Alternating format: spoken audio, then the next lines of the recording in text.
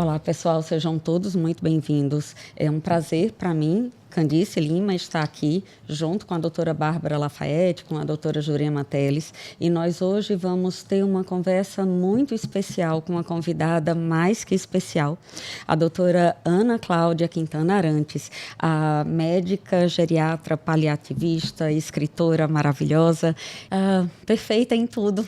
E nós vamos aqui conversar um pouco sobre o viver e o morrer. E o quanto isso é natural. Seja bem-vinda, doutora Ana. Muito obrigada, Candice. Obrigada pelo convite. É um prazer, uma alegria muito grande estar aqui, ainda mais o primeiro podcast e tal. E obrigada pelo acolhimento, pelo carinho. E aí é terrível, né, quando você é apresentado uma pessoa que gosta de você, né? A expectativa vai ficando mais alta. Mas são muitos que gostam, tá tudo certo. E aí, doutora Bárbara Lafayette também é oncologista clínica, amiga querida e sabida muito. E vamos em frente, começa. Pronto, vamos começar. Eu queria agradecer a oportunidade, assim, de verdade, a gente está extremamente honrado de lhe ter aqui, porque você já inspira à distância há muito tempo. E eu ia falar isso antes, mas eu vou falar agora. Certo. E eu lembro a primeira vez que eu escutei uma palestra sua e eu era residente de oncologia. E eu acho que isso impactou muito positivamente minha vida e minha carreira. Então, queria agradecer também por isso. Querida. E aí, nesse contexto, inclusive de jovens, né? Na época que eu era jovem, residente, a gente acabou trazendo um tema que a gente queria perguntar, que de uma realidade que a gente vem vivendo cada vez mais, que foi a perda de jovens com suicídios, principalmente residentes e estudantes. E vem impactando e chocando muito a gente. Mas, ao mesmo tempo que tem a preocupação, a gente tem muito medo de como abordar esse tipo de assunto com jovens, ou com a população em geral, inclusive, porque é aquele temor de estimular ao trazer isso daí. E aí a pergunta, que lógico que fique muito bem à vontade, é assim, tem alguma forma ética, alguma forma... Como abordar uma coisa que é tão delicada, sem nem romantizar, nem silenciar o sofrimento de ninguém? Eu penso que a pior coisa é a gente silenciar, porque se não falar sobre isso... Então, teve a morte de um estudante. Na classe dele, na turma dele, não dá para as pessoas entrarem em contato com essa turma e fingir que nada aconteceu. Porque, se for esse comportamento, a mensagem que está sendo dada é que ninguém se importa. Então, vida que segue. Continuam as provas, continuam as aulas, ou então você faz um ou 2 dias de luto e acabou-se. Ninguém toca no assunto. Quando tem um sofrendo, não tem só um, tem muitos. E a gente precisa abrir espaço para escutar. Para abrir espaço para escutar, a gente tem que falar sobre o assunto. Ninguém vai chegar perto da gente sem tocar no assunto. Na faculdade que eu leciono, eu comecei lá como sendo disciplina eletiva de cuidado paliativo. E agora eu tenho a obrigatória. A obrigatória acabou sendo pior porque eu tenho menos períodos. Na eletiva eu tinha 9 períodos. Então, eu poderia fazer uso desse tempo para construir um espaço seguro como um laboratório de emoções. Porque na faculdade, a gente vai sendo treinado para não se importar. Sim. Só que você finge que não se importa. E você leva para casa essa dor. E a pressão que nós temos na faculdade de medicina não é diferente agora do que foi quando eu fiz faculdade 40 e tantos anos atrás, onde você não tem esse espaço para dizer que você está com medo, que você acha que não vai dar conta. Porque os estudantes de medicina são pessoas naturalmente competitivas.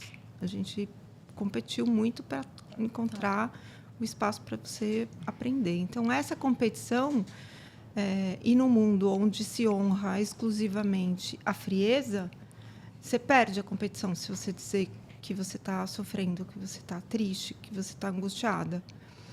E quando você tem os estudantes, por exemplo, numa faculdade paga, tem muitos pais que estão se sacrificando muito para pagar a faculdade. E esses pais que estão dando tudo de si para pagar a faculdade desse adolescente, né? Porque é todo mundo muito jovem. Imagina você bomba na prova, né? Você acabou, você foi mal, você tirou nota baixa e você não vai conseguir passar. E aí você vai ter que ficar mais tempo na faculdade. Como é que você vai falar isso para os seus pais? Ou você não está gostando tanto. Ou você não está... Né? Você achou que entrou na faculdade e tudo que você não é médico no primeiro, segundo, terceiro ano. Né? Então, embora as faculdades agora tenham outros tipos de... tem outras formas de prover o conhecimento, né? Que você já entra em contato com os pacientes precocemente. E aí ele vai entrar em contato também com docentes que têm tudo menos sensibilidade para lidar com o paciente, para lidar com os alunos. E, então, essa pressão fica impossível porque não tem por onde sair. Quando eu falo sobre isso na aula, e eu conto histórias, e na faculdade, eu pensei em suicídio, eu planejei o suicídio na época da faculdade, eu parei a faculdade por isso, e eu conto. Aí, quando eu conto, no final da aula, vem uns 3, 4 falar comigo. Então, o livro é uma coisa que toda semana eu recebo uma mensagem no direct, né, do Instagram ou no e-mail de pessoas que compraram o livro porque iam se matar. Então, porque o livro, você imagina que a sua última experiência no mundo fosse entrar na livraria antes, né? E aí você vai lá e tem um livro escrito A Morte é um Dia que Vale a Pena Viver. Aí você está falando comigo, né? Olha só, isso estava certo. E as pessoas mandam mensagem e falam, mudei de ideia. Porque eu senti que pode ter um futuro. E eu falar para os alunos também que eu era sensível, que eu sofria bullying, que essa sensibilidade inviabilizava a minha compreensão das coisas, porque eu falei, eu entrei na melhor faculdade, diziam que era a melhor faculdade, e aí na melhor faculdade não tem o que fazer? Como assim não tem o que fazer? O que vocês estão fazendo aqui, então? Para que eu vou fazer faculdade? Que não é assim, você não tem que estar ali para curar, né? Você não é obrigado a curar ninguém, você tem que cuidar. Isso é necessário, mas aí quando não cura, não cuida? E dava, né, nó na minha emoção. Né? E eles se emocionam, e eles choram, e eles vêm falar. E eles buscam ajuda. Mas o problema é que, às vezes, a ajuda é negada. Então, a faculdade não tem um espaço de acolhimento que seja reservado, não tem rodas de conversa. Teve uma redução muito grande dos índices de suicídio em algumas universidades quando colocaram tutores. E esses tutores, eles convidam os alunos para fazer atividades não extracurriculares. Então, não é tutor para te ensinar a ir bem na prova, é tutor para ir jantar na casa do professor, é para fazer uma viagem juntos, é para ir no cinema discutir o filme depois. Então, essa tutoria que mostra que o professor é humano e tem espaço de roda de conversa, né? Sua vez agora de falar o que te incomoda, alivia muito esse peso. Então, tem uma fantasia, né, que eu converso muito com o Alcio, meu esposo, sobre isso, de que se você falar, você vai provocar. Isso. Cara, se a pessoa está pensando em suicídio, ela não vai dizer, nossa, tocaram no assunto, então eu vou me matar. Isso. Não é isso. Não é que você está dando ideia para a pessoa não tem com quem conversar quando ela tem a ideia. Está mostrando um caminho, talvez. Você está mostrando um caminho que tem abertura para falar. E frequentemente isso. O que choca é que muitas vezes são pessoas que você não tinha nem desconfiança, né? Então. Mas ele estava tão feliz já, então. Mas, né, assim, estava tudo tão bem, mas estava tudo tão bem no superficial, né? Assim. Quando eu decidi que eu estava certa de que eu ia cometer o suicídio, foi o melhor tempo meu na faculdade. Porque tomou uma decisão. Porque eu sabia, eu tinha uma saída. Então, eu acabei desistindo, porque... Graças a Deus.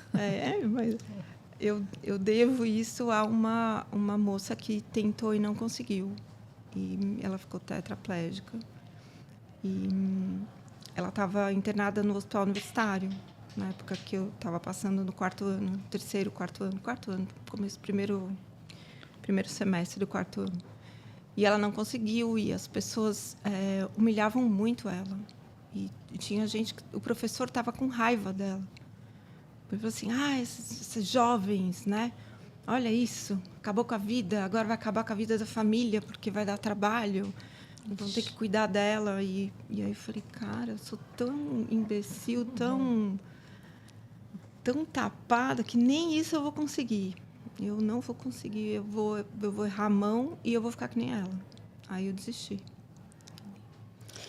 E eu acho que uma das coisas que ontem a gente comentou um pouco é o quanto a gente deve expor, né? Então, tirar um pouco desse mito que inclusive meu, né? De que o não falar você estará protegendo, né? Eu acho que esse é um ponto que eu fiquei, assim, muito... sensibilizada de que a gente precisava trazer isso nesse momento aqui. Não, eu acho que se calar é pior. Eu, talvez, voltando no tempo, né, e pensando, se alguém tivesse falado nisso, talvez eu tivesse buscado ajuda. Isso. Porque se não toca no assunto, é como se meu problema não existisse. Minimiza o problema, né? E a pessoa já tem uma vergonha nesse pensamento e cobrança num momento de extrema pressão, né? Então, vira uma loucura, né, a cabeça. E agora a doutora Jurema Teles, também oncologista, também formidável em tudo, né, Ju? E montou o serviço de cuidado paliativo, né? Ela tem um olhar voltado para esse cuidado integrado já de muito tempo. E o microfone é seu, Ju. E sempre em boa companhia, né? Aqui a gente fica, né, pensando muito, né? E tem aqui um roteiro que sempre a gente bagunça, né? Há um quê, né? Uma preocupação que a gente tem, esse olhar intergeracional, né? Do alfabeto todinho, né? Que o Z já voltou para o A. Se é uma questão intergeracional, né? Aí eu estava vindo e conversando com uma colega, né? Então, a dificuldade também de uma colega que está com a doença degenerativa, parar de trabalhar, né? Outros colegas, né? Talvez porque estão pagando a faculdade dos seus, né? E é coisa que não se preparou para envelhecer e ter uma relação de limites, né? De como eu posso continuar atuando na medicina e isso ser bom e fazer sentido para mim, para a sociedade e para as pessoas. Mas você acha que esse novo modo, né, do mundo lidar com as coisas e acelerado, e a questão da tela, e a questão do ideal, e isso tem... Ontem eu brinquei, há algo errado no paraíso, né? Pensem que é passar em medicina, o que significa. E essa ideação, esse peso disso, né? Como isso dá, ou se é realmente uma questão que a gente tem que olhar diferente, né? Nesse aspecto das gerações e do contexto, né? Como eles cresceram e como eles foram formados. Olha, Ju, eu penso que tudo que a gente tem feito e ouvido de críticas à nova geração é mérito nosso. Porque nós que educamos, né, a nossa geração que educou esses jovens, e a gente não soube colocar limite na nossa vida. E nós proporcionamos a esses jovens, né, a gente está falando como se fosse falando dos filhos, Sim. tá? Sim. A gente proporcionou para os nossos filhos uma vida muito boa. E essa vida muito boa é muito ruim. Porque esta vida muito boa priva essas pessoas de lidarem com frustração. Porque a gente sempre quis prover o melhor escola, o melhor nível, a melhor educação, o melhor tudo, porque a gente não teve, eu não tive. Então, eu achei que não tive e achei que me faltou, então eu vou compensar, né? Você vai passar adiante coisas que você acha que fazem falta. E o que faz falta é ter condição de lidar com frustração.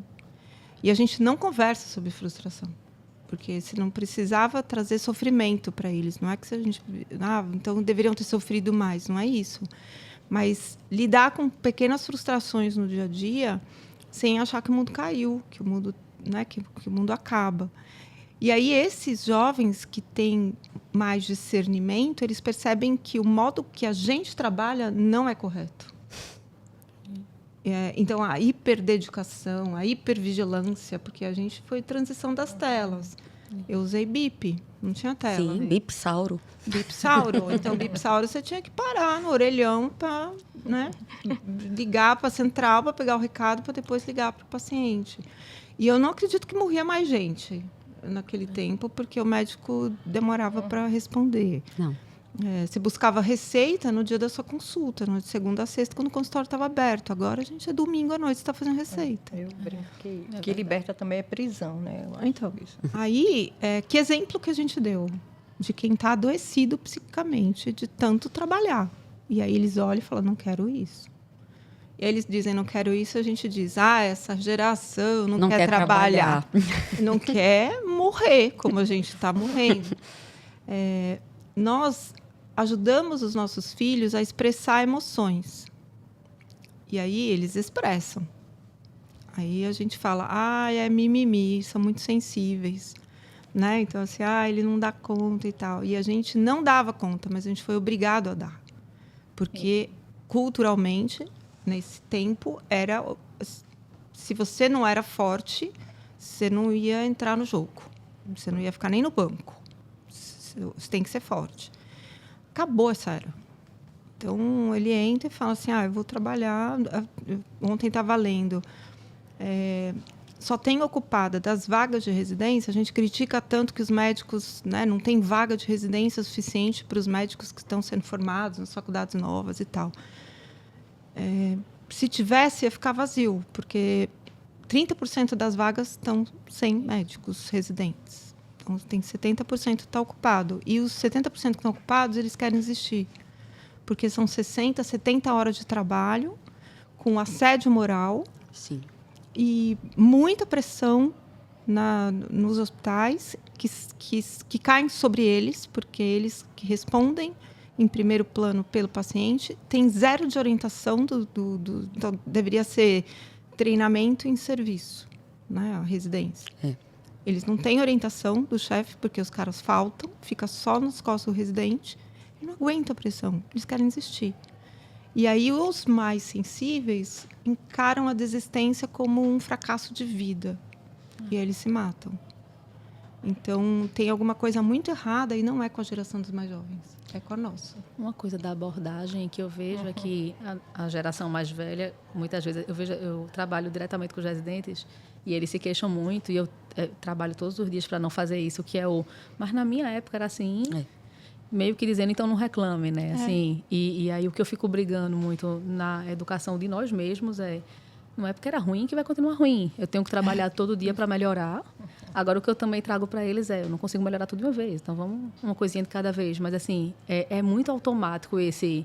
Mas eu passei por isso. O plantão era 70 horas e é isso, né? E a resposta não pode ser essa, né? A resposta não pode ser. E é pior agora.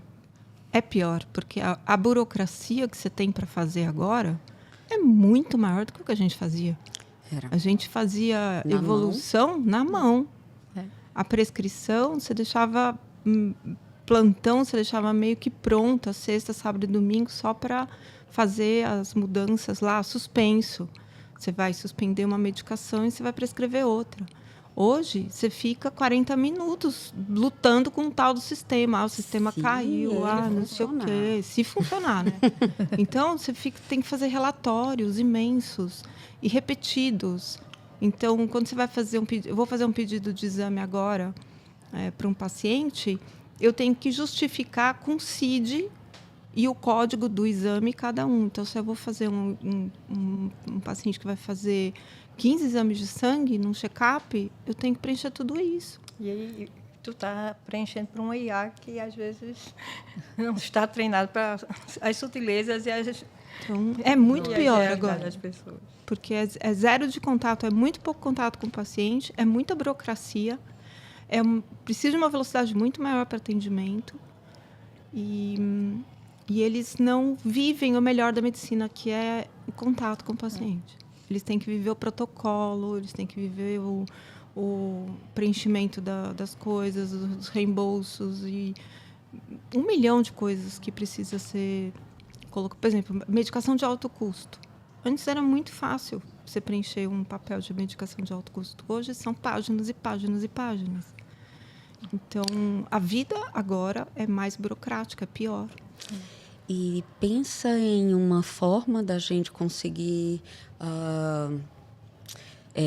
o mundo não para, né? Então, a gente... e ele não para de mudar.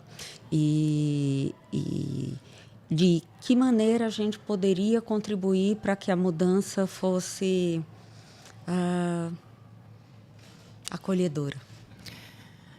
Eu sinto, Candice, que falta para nós um encantamento pela nossa profissão. Eu não perdi, mas eu vejo que muitos colegas perderam. Eles perderam o encantamento, então eles não têm brilho nos olhos. Eu vejo nas aulas, né, lá da faculdade, eu dou a aula, eu amo o que eu estou falando. Eu amo contar a história e falar sobre últimos dias de vida e falar sobre tratamento da dor. Aí, quando eu vou falar a aula de avaliação, diagnóstico diferencial e tratamento da dor, dentro do universo do cuidado paliativo, eu aviso eles assim, gente, são 4 horas de aula, é pesado. É pesado para mim, vai ser pesado para vocês vão ficar com vontade de cochilar. Mas é importante, porque, assim, pode não cair na prova, mas cai na vida. Você passar o plantão inteiro ouvindo a enfermeira falar que o paciente está com dor, e você tem que obrigado a falar que é assim mesmo, e você não consegue deitar na cabeça no travesseiro e falar que é assim mesmo, só porque você não sabe. Então, é pesado. Eles não piscam. E aí eu falo apaixonada. Gente, vocês não sabem o que acontece com a morfina. É incrível.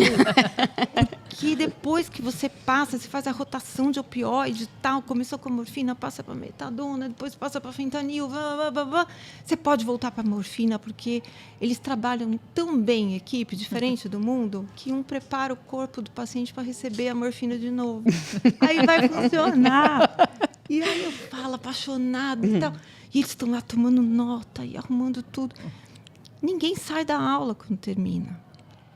As pessoas, elas se apaixonam junto com o que você está falando. Então, você falar, né, de oncologia, assim, gente, nos cromossomos, aí, terapia-alvo, que coisa linda. É maravilhoso isso. Então, falta esse encantamento. E não pode ser fake, não pode ser um ensaio de uma técnica de aula, uma didática. É diferente. E aí eles se apaixonam. Então, aí eles querem fazer trabalho. Que Paulo Freire diz muito, né? A gente tem que impregnar de sentido, né? Esse processo de aprendizagem. Aí eles vão ficar depois da aula. Gente, tem um paciente na residência de paliativo, quando eu estava como médica assistente do hospice, todos eles ficavam até mais tarde. Porque falavam assim, gente, vai chegar um paciente aqui tão incrível. Tem uma história de... Você acredita que a mulher era pedreira? Ela fez a casa de todos os filhos. Aí o olhinho dos 4 brilhando assim. Eu falei, quem vai ficar com essa paciente? Vai ser eu, doutor. Aí os outros, a gente pode ficar para ver a admissão? Eu falei, eu não perderia por nada. Eles ficavam, entendeu? Entendi. É isso. É assim que a gente vai. E é acolhedor isso. E aí você vê que você tem ali seus afiliados. Você não tem alunos, você não tem residentes. Você é a madrinha deles, você inspira eles, entendeu? Olha, a Babi é essa são mesmo. meus filhos. Aí. Ela adota cada um. Aí eu digo, eles são meus filhos postiços. É isso aí. E eu acho que a gente queria falar um pouquinho sobre como a gente lida com isso, né, Babi, assim, de... Como profissional de saúde, né? Assim, então, a gente... Aqui somos 3 oncologistas, mas eu acho que não só oncologia, mas cardio, geriatria, enfim, todas as que tratam doenças crônicas vão viver a morte no dia a dia. Mas, apesar disso, o médico, em geral, na minha opinião, boa parte ainda tem muita dificuldade de falar sobre a morte, né? Assim, sim. E aí o que a gente queria conversar era um pouco de como conversar sobre isso, que é uma coisa tão do nosso dia a dia, e muitas vezes é adiada, e às vezes nem acontece, e às vezes a gente acaba conversando sobre a morte do paciente só com os familiares. Tá. E aí, assim, para entender como é que você acha que a gente pode nós mesmas, inclusive, aí a gente não está falando mais dos jovens médicos, mas de todos os médicos. Todos, em algum momento você vai lidar com isso e como lidar com isso, assim, como trazer esses assuntos mais precocemente nessas doenças crônicas e que muitas vezes vão passar por essa fase da morte. Eu acho que esse treinamento tá difícil de acontecer porque a gente dá uma aula de notícias difíceis, mas não treina. Então, se você vê num hospital, se você trabalha na emergência, ou mesmo se você seja hospitalista do hospital, você vai ter... toda semana, você vai ter um treinamento de código azul. Toda semana tem. Você tem que fazer... Você trabalha no pronto-socorro, você trabalha na UTI, você vai ter treinamento. No nosso tempo, né, falando assim, quando tinha parada, era uma gritaria. Não é? Era aquele momento que você jogava para fora todos os seus demônios, né? Que você começava, você gritava, parada! O código azul era no grito. Aí, hoje, é uma coreografia silenciosa, elegante. Né? Você aperta o botão, as pessoas chegam apressadamente, mas elas não se atropelam. Então, cada um sabe o seu tempo, conta não sei quantas vezes lá, faz, depois roda, vai no burro, roda, vai, primeira adrenalina, segunda adrenalina, alguém está tomando nota. Está tudo certo. Só que aí você vai falar, notícias difíceis. É um procedimento de alta complexidade e alto risco. Altíssimo risco. Porque se você não conversar direito, você estraga a vida toda do paciente. Né? Você mata a alma dele. E no momento mais vulnerável. Você mata a história, né? Porque é um negócio que tem um risco imenso de adoecimento da família e do paciente. Só que não treina.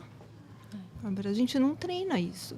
Então, o procedimento é difícil, você precisa se expor a se especializar nele de uma forma consciente, não automática. Sim. Então, você não pode ficar ali reanimando no automático, você tem que contar quantas vezes que você fez, né? A proporção de massagem cardíaca com a respiração. Então, esse treino vai trazer para os estudantes, para os residentes, a noção de que não existe um final feliz para uma notícia difícil. Não é porque você sabe dar a notícia difícil que ela vira uma notícia boa. Sim. Então, tem uma ilusão também. A gente vai treinar e aí vai ficar tudo bem? O paciente não vai chorar? A família não vai ficar desesperada? Não. Você vai ter que ter treino para ter acolhimento, ter continência para essa emoção e entender que isso faz parte do seu trabalho. Se você não queria lidar com a morte... Teve uma vez que eu fiz uma roda de conversa com o pessoal da oncopediatria, num hospital do interior de São Paulo. E aí todo mundo, é muito difícil, porque as crianças morrem, é muito difícil, porque as famílias, porque as mães sofrem, os pais. Eu falei assim, cara, te obrigaram a fazer isso? Né? Você foi obrigada a entrar na oncopediatria? Não, eu falei, então, se quisesse trabalhar com criança saudável, fosse para o playground do shopping. Né? Vai trabalhar no PlayStation, alguma coisa assim. Você está na creche, né? Talvez, né? Vou fazer puericultura, você faz pediatria, vai trabalhar no postinho. Mas você escolheu fazer oncopediatria. Você sabia que você ia lidar com isso. Não é que, se Deus quiser, não vai dar tudo certo. Não, Deus não vai querer. Vai acontecer de acontecer a morte. Então, você precisa sair do papel de quem cura para entrar no papel de quem cuida. Se você estiver no papel de quem cuida, você não se destrói com a morte. Porque se você ocupar o papel de quem cura, aí você vai morrer junto com o paciente. Porque você não fez direito o seu papel, você não curou. Se você está no papel de quem cuida, você vai poder conversar com o paciente, por exemplo, na hora que ele vai te procurar. Ele sabe que ele tem câncer. Ele procurou um oncologista. E aí você vai perguntar como é para ele viver essa experiência. E ele vai falar para você os medos. E entre eles, se ele não falar, você pode. Aí você toca no assunto. E o medo de morrer, em algum momento apareceu para você? E ele vai falar que sim. E aí fala, do que você tem medo? Ele não precisa nem estar morrendo. Né? Pode ser o diagnóstico de uma mulher se eu for no teu consultório, estou com câncer de mama e você me aborda e fala, Ana, como é que tá para você isso? Ai, tô com medo, porque agora eu vou ter uma netinha, eu não sei como é que vai ser o tratamento. E tenho medo de morrer e não ver ela crescer e tal. E aí você fala, por quê? Do que você tem medo? Né? Dessa questão da morte. E aí isso vai me fazer ter vínculo com você. As pessoas precisam parar de pensar que tocar nesse assunto... Você não pode tocar esse assunto olhando para o computador. Né? E morrer, você já pensou? Não, você tem que se aproximar de mim e falar assim, Ana, tem um estigma muito grande em cima da doença do câncer, que é pensar em fim de vida, em sofrimento, em ter dor. Você sofre com isso? Não sofro. Ai, estou com medo. Ai, você está falando que eu vou morrer? Eu falo, olha, eu estou dizendo que eu vou cuidar de você, haja o que houver. Então, a gente vai começar. Não é um tratamento fácil. Você não pense que você vai tirar de letra, porque é difícil. Que é uma coisa que eu vejo que, às vezes, o oncologista quer poupar e fala, não, fica tranquila. Vai tirar de letra. Né? Não vai tirar de letra. Você não vai saber nem seu nome depois de uma cisplatina. Você vai inverter. Né? Então, é ser leal ao papel de quem vai acompanhar o paciente até dar alta para ele, até o fim do tratamento. E o fim do tratamento pode ser dar alta, e o fim do tratamento pode ser o fim da vida. E dizer que você não vai abandonar. Você vai estar sempre você vai estar sempre comigo. E aí, toda vez que você tiver qualquer medo, você me pergunta. Porque tem oncologista que... Tem uma paciente minha que chama oncologista dela de Dr. Parede. Porque quando ele conversa com ela, ele olha para a parede. Ele não consegue olhar nos olhos dela. Então, você falar olhando nos olhos... às vezes, você abrir um exame que deu a recidiva, está na sua cara que deu a recidiva. Ou se você já abriu o exame, você dizer sinto muito, já é dando uma má notícia. Entendeu? Então, não precisa fazer o Spikes, né?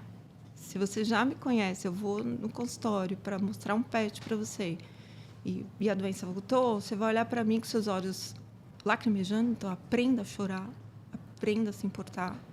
E você vai falar, Ana, sinto muito. O câncer voltou e a gente vai entrar numa nova etapa agora.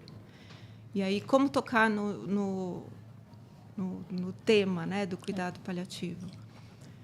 Do mesmo jeito que a gente mudou de protocolo já 5 vezes para o seu tratamento, a gente vai para a 6ª mudança de protocolo, onde agora eu vou tratar com todos os meus recursos de tudo que te faz sofrer. Porque a gente não... Se eu tratar o câncer, eu vou te fazer sofrer mais. E chega. Então, vai ser o 6º protocolo, o 5º protocolo, vai ser o próximo protocolo de tratamento que a gente vai encarar juntas protocolo de conforto. Vai ser protocolo de alívio dos teus sintomas. Não agora fala assim, agora vai fazer só cuidado paliativo. Não. É formidável. E nós estamos nos aproximando do horário. Nós temos ainda alguns minutinhos finais, Ana, e eu acho que um ponto gigante assim que eu queria te ouvir vamos pensar que é um jovem médico que não sabe como se portar nesse mundo, nessa vida. O que seria algo que estaria no seu coração para dizer para esse jovem médico de, olha, talvez por aqui seja um caminho bom para você seguir? Quando esse jovem médico cai na vida médica, ele descobre que 90% das coisas que querem na prova são inúteis. Porque ele não sabe fazer a cobrança do trabalho dele. Ele começa daí, né? Quantas vezes Deus pagou para mim? Entendeu? Nossa, foram muitas. E Deus paga, né? Eu falo, tem acertos de honorários de Deus, sempre tem. Ele é o cara que ele paga as contas em dia. Mas, assim, de eu ir fazer visita domiciliar e chegar na casa para fazer a visita, examinar, tal, fazer tudo. Então tá, obrigada. Aí veio o bolinho, o café, tal, você toma, tal. Aí eu vou embora. Ai, doutora, muito obrigada, Deus lhe pague. E eu E aí, né? Então, Você fica constrangido. não tenho dinheiro nem para pagar estacionamento agora. E aí eu aprendi, né? Perguntar, falei assim, o recibo vai em nome de quem? Né? Aí a pessoa... Né? Mas eu aprendi isso depois de pensar muito como é que ia fazer. Então, a gente precisava, na faculdade ou na residência, ter aula de comportamento ético. Como que você vai... Se você é chamado para avaliar um paciente que está em nome de outro colega, como que você vai se portar em relação a isso? Então, como que você vai trabalhar no pronto-socorro, que um pronto-socorro está muito cheio e você não vai conseguir atender todo mundo na velocidade da luz? Como que você vai se dirigir à enfermagem para ela te apoiar e não atrapalhar o teu trabalho de vingança, porque você é jovem? Então, a enfermagem, às vezes, se vinga no mais jovem, porque ela não pode se vingar no chefão. Então, eu respeito muito a enfermagem. Então, uma dica ótima para o jovem residente, seja o melhor amigo de todas as enfermeiras, porque quando eu fui trabalhar no grupo da oncologia, eu tinha acabado de sair da residência de geriatria.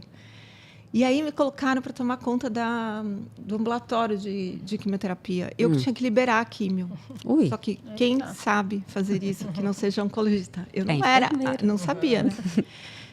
E aí tinha a enfermeira e todo mundo falava que ela era muito brava. E eu, Lélia, tô com uma dúvida aqui, você me ajuda? Aí ela olhou para mim, tipo, uma médica pedindo ajuda, assim, com essa voz doce. E aí eu, então, estou assumindo hoje aqui, e aí eu estou com um pouco de dúvida na liberação da químio aqui. Você me ajuda? Você me ensina? Pronto, eu virei a filha mais nova dela. Não tinha mais nada, eu não tive nenhum problema. Porque tudo ela me orientava.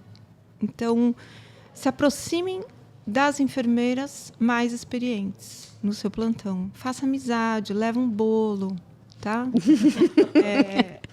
Leva o bolo e coma o bolo. Não leva só para as pessoas. Você vai engordar um pouquinho, não tem problema. Depois você manda ver na ginástica.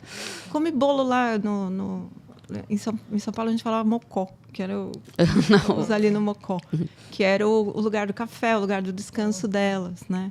Pede, por favor, fala muito obrigada, pergunta quantos filhos ela tem, onde ela mora, decore o nome dos filhos dela, né? E vai ser muito legal para você, porque, embora esse primeiro passo seja de sobrevivência, você vai fazer vínculos bons durante o seu trabalho. Já que a gente, como médico, principalmente início de carreira, a gente passa muito tempo no trabalho, a gente precisa conviver com pessoas que a gente gosta de ver de novo. Né? Porque você vai dar plantão toda semana. Com aquele chato. E aí, vamos lá e tal. E tem o chato, mas aí você vai pensar, pô, o cara tem que se aguentar todo dia 24 horas. Eu só tenho que suportar ele 12, né? Tá de boa, pobrezinho. Coitado dele que tem que se aguentar tanto tempo. Então, acho que desse jeito dá para usufruir mais. Se tiver um professor inspirador também, pega o WhatsApp dele, peça socorro. Tinha um residente que ele me ligava todo plantão. Falei assim, Ana, chegou uma velhinha aqui. Ele estava fazendo neuro. Ele ia fazer neurocirurgia. Chegou uma velhinha aqui.